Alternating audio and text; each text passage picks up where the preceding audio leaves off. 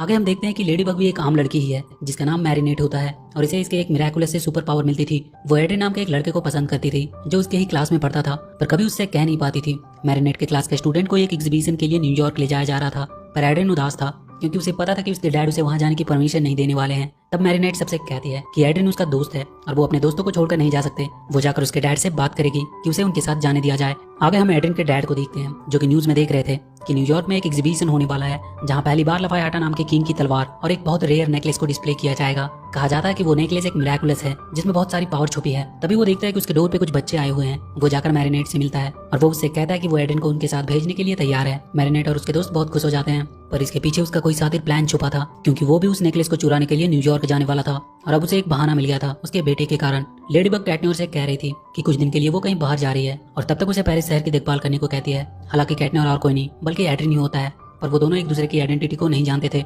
इसलिए वो दोनों अलग अलग दो जिंदगियां जी रहे थे। लेडीबग उसे एक डिवाइस देती है कि अगर यहाँ कुछ भी होता है तो उसे क्लिक करके वो उसे बुला सकता है।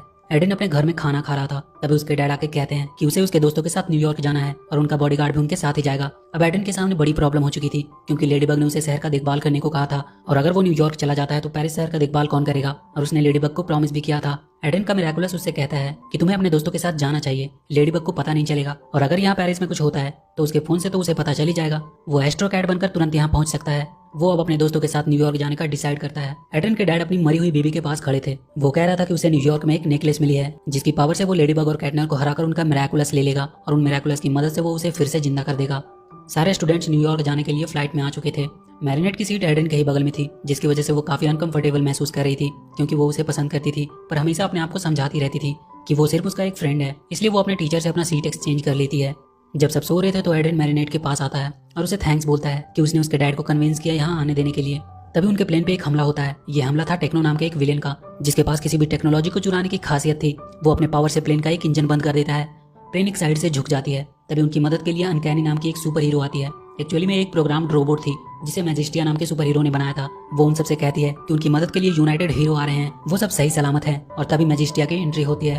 वो जाकर प्लेन को सीधा करती है, पर तब तक टेक्नो एक इंजन को उखाड़ चुका था और उसे लेकर भागने ही वाला था। तभी दो और सुपर हीरो की एंट्री होती है जिसका नाम था नाइट आउल और स्पैरो।